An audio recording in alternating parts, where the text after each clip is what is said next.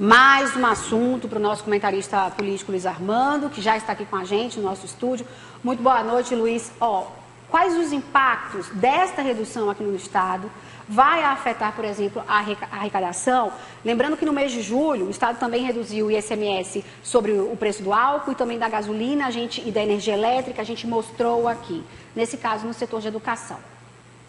Perdão, de comunicação. Marisol, é o seguinte, o governo do Tocantins, ele é época eleitoral, assim como o governo federal está fazendo, eles estão fazendo política com os impostos, né, para efeito eleitoral, e vai terminar lá na frente causando mais problemas para a população. No Tocantins, houve a redução de ICMS de 33% nos combustíveis, 33% agora, hoje, nas comunicações, e mais 28% da energia. Se você calcular em cima do que o Estado arrecadou de ICMS nesses impostos aí no ano passado, nesses segmentos, o governo vai perder por ano algo próximo de 600 milhões de reais de receita, né? Esse é o primeiro problema, o principal problema. Quando você vê essa matéria da educação, os problemas que tem na educação, isso vai piorar, porque esse dinheiro desse imposto, 25% vai para a educação e 12% para a saúde, ou seja, vai ter menos dinheiro para o governo mandar lá para as prefeituras, né, municipais, para aplicar no sistema público de saúde e no sistema de educação no Estado. Isso é um problema a curto prazo, não é? Agora, evidentemente que o consumidor vai sentir de imediato essa redução, já está sentindo nos combustíveis, vai sentir um pouco já começando na energia elétrica e nas comunicações, mas a médio e longo prazo essa questão vai piorar a situação do Estado. Mas assim, quando você fala isso, seria assim uma medida provisória. Mas assim, qual seria então a solução disso? Não, veja bem. Não gerasse esse impacto. Não, a redução não é provisória. Essa aí é uma lei complementar que foi aprovada pelo Congresso. O que o governo colocou é o seguinte, que os estados não terão uma contrapartida em cima dessa perda se ele perder acima de 5% de receitas em relação ao ano anterior. Só que aí tem um problema. O governo federal, o Tocantins vai perder 600 milhões aí esse ano, mas o governo federal só promete fazer um abatimento aí de 5% na dívida pública do Estado com a União, se o Estado perder mais de 5%. Ora, veja bem, de 2020 para 2021, por exemplo, a arrecadação de ICMS do Estado nesses três segmentos foi de 1 bilhão e 800 milhões. Ou seja, a inflação no período foi de 21%, ou seja, houve um crescimento real de 10%. Então, por essa proporção, você vai ver que nunca vai demorar muito para o Tocantins ter uma perda acima de 5%, porque ele está sempre aí com esse crescimento. Quando eu falo sobre essa questão provisória, porque no Brasil, e como em todos os países, a gente está vivendo aí guerra mundial, a gente está vivendo aí o reflexo de uma pandemia, e obviamente há essa redução, mas também pode acontecer o retorno, né? Marisol, enfim, há essa queda em alta o tempo todo. Isso aí é circunstancial, porque essa matéria é altamente inconstitucional. O ICMS, pela Constituição Federal, ele é de competência dos estados. Você já falou sobre a União isso, não está lá na Constituição. Uhum. A União está fazendo uso de um expediente, porque lá na Constituição fala que a União pode reduzir impostos de serviços que são essenciais. Essenciais. Ora, veja bem, o combustível não é um serviço essencial, você pode andar a pé, você pode ir de bicicleta, você pode ir de carro. O combustível é um serviço essencial. Tanto é que a gente teve um problema gravíssimo quando faltou o combustível aqui para chegar o oxigênio Marisol, nos isso aí hospitais.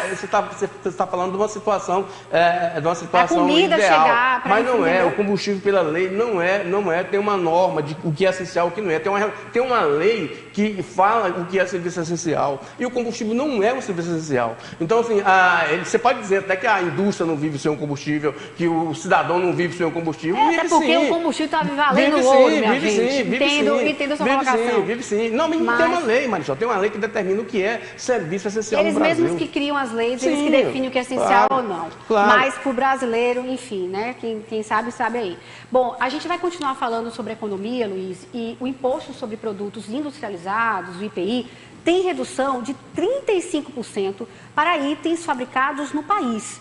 E essa medida, Luiz, faz parte do decreto publicado pelo governo federal e deve ter efeito sobre 4 mil produtos entre eletrodomésticos e automóveis. Veja. O governo federal anunciou a redução do IPI sobre produtos industrializados, que pode chegar a 35%. A medida reduz a alíquota de IPI sobre os automóveis eletrodomésticos da chamada linha branca, como refrigeradores, máquinas de lavar roupa e secadores, entre outros itens. Cerca de 4 mil nacionais e importados que passaram por algum processo de industrialização. O Ministério da Economia calcula que haverá uma diminuição da carga tributária de 19 bilhões de reais este ano e quase 21 bilhões para o ano que vem. O decreto que já está em vigor não dependeu da aprovação do Congresso, mas o governo federal defende que a medida irá reindustrializar o país, mas estados e municípios juntos terão a perda de 10 bilhões de reais. Nós temos aí uma possibilidade de perda de arrecadação baseado na diminuição da tributação do IPI, que é o imposto federal. Isso causa preocupação, porque são menos recursos que podem entrar no Estado, mas, por outro lado, nos causa satisfação, uma vez que os preços dos produtos podem diminuir, e uma vez diminuídos, aumentar o consumo. A nossa principal esperança é de que, diminuindo o preço, mais pessoas possam comprar, e isso faça a diferença. Com a perda da arrecadação, a medida ainda, de acordo com o secretário da Fazenda, irá beneficiar as indústrias e torná-las competitivas no mercado por meio dessa isenção ou redução das alíquotas. Com a pandemia, verificou-se que indústrias básicas, como, por exemplo, de máscaras, precisam voltar para o nosso país, precisam ser competitivas para que, primeiro, a gente entregue um produto de qualidade para o cidadão e, em segundo momento, a gente tenha um ganho com a arrecadação, porque você pode diminuir um tributo como o IPI, mas aumentar no ICMS, aumentar a quantidade de pessoas que estão consumindo. Luiz, mais uma redução de imposto em pleno ano eleitoral. Marisol, como você diz, pleno ano, eleições mesmo. Por exemplo, só eu te contar, terminando aquele assunto que a gente está falando, por que o governo federal não determina, então, que energia elétrica e água seja serviço essencial? Ou seja, e aí que as companhias não cortem a energia das pessoas se as pessoas não conseguirem pagar. Porque se fosse essencial, exatamente, então, concordo. Então, essa questão, agora veja bem, nessa questão da indústria, é outro sofisma, né? Porque a indústria no Brasil, hoje, tem isenções fiscais de 315 bilhões. Só para você ter uma ideia, o orçamento do governo federal por ano desse ano é 1 trilhão e 700 e poucos bilhões. Ou seja, 315 bilhões é o valor da isenção que o governo já concede à indústria do Brasil, que ele agora está reduzindo o IPI e vai dizer que isso é para reduzir os preços dos produtos lá na loja. Não vai, porque veja bem, se com 315 bilhões de isenções, ou seja, zero imposto que eles têm no Brasil, aí com essa questão de redução do IPI, você acha que o preço vai baixar lá na loja, Marisol? Luiz, essa folga, a gente estava brincando aqui, sorrindo durante a reportagem, e essa folga de isenção de imposto, na concepção geral, a pergunta essa é redução de isenção de imposto, que a gente já mostrou aqui, já falou que de fato é uma folga, o toma lá da cá reduz, mas vai ter um impacto disso nas cidades, né? No repasse de verbas, você já explicou isso aqui várias vezes, inclusive. A pergunta após as eleições, essas reduções de impostos devem continuar? É um ano eleitoral? Está mais para uma questão mais eleitoreira sobre essa redução? Será que quando acabar as eleições a gente vai continuar com essa folga, esse toma lá da cá? Porque você já deixou isso bem claro aqui, a gente até explicou. Quando reduz o imposto, obviamente isso gera um impacto, principalmente em repasses de verbas, enfim, em cidades pequenas e grandes de todo o estado. E é lei, mas como você estava comentando, o combustível não é um serviço essencial, a energia não é um serviço essencial nesse país, porque é lei. Obviamente deveria, mas por que não é? Porque aí, quando você não paga a sua conta, o empresário tem o direito de cortar. Tem direito de cortar, resumir, se fosse essencial não poderia. É isso aí. Agora, Marisol, na questão das isenções, só para você ter um absurdo. No Tocantins, o segmento que mais tem isenção fiscal é o setor agropecuário, não é? Quase 600 milhões aí. E esse setor agropecuário, que está querendo mais isenções agora, está reivindicando do governador do estado. No ano passado, ele exportou 9 bilhões de reais em soja, carne nos frigoríficos, farelo de soja. Então, o agronegócio exportou no ano passado, em 2021, 9 bilhões de reais. E tem isenções fiscais aí na casa dos 500. Todo mundo solto, beleza. Mais. E aí, no entanto, no estado do Tocantins, nós temos aí 1 milhão de pessoas ganhando até R$200 com a renda per capita. Absurdo. E agora vamos falar, Luiz, sobre eleições 2022.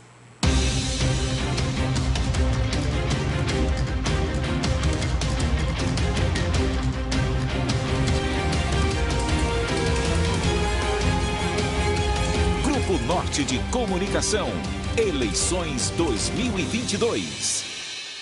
Partidos políticos, coligações e federações partidárias têm prioridade postal a partir de hoje para a remessa de material e de propaganda de candidatos registrados na Justiça Eleitoral. A medida faz parte do calendário das eleições 2022. Vale destacar que a propaganda eleitoral somente será permitida a partir do dia 16 de agosto. Mais um prazo importante. Isso é um prazo legal, mas na prática isso não funciona, né? Porque você acha que eles mandam... Vou deixar com ele. Mandam o santinho pelo correio? Ora, claro que não, né? Eu vou deixar com ele. É só a regulamentação, né? Mas esse prazo... ele fala aí que a partir de hoje, porque as convenções já podem ser feitas, né? Então, vai que já tem algum candidato decidido aí e está mandando correspondência em época que a gente tem os e-mails, né? E as redes sociais, Luiz? As redes sociais, Luiz? Luiz, eu vou deixar para Luiz. Gente, Luiz, muito obrigada pela sua colocação aqui. Às vezes eu pego o Luiz assim, viu? Porque eu falo mais como eleitora, viu? Porque às vezes a gente fala assim, não concorda, mas no final das contas, o Luiz é comentarista político, tem um olhar muito apurado, conhece bem os bastidores da política aqui. E eu sempre falo assim, como assim, Luiz? Porque eu me coloco também no lugar do telespectador sempre e como eleitora também, viu? Como aluna. Mas muito obrigada sempre pela sua colocação. A gente tem um debate saudável aqui. Claro, a indignação é de todos, né? Verdade. Mas a gente tem que colocar as coisas Sim, claro. plano específico. É um debate saudável. Eu vou para um rápido intervalo, mas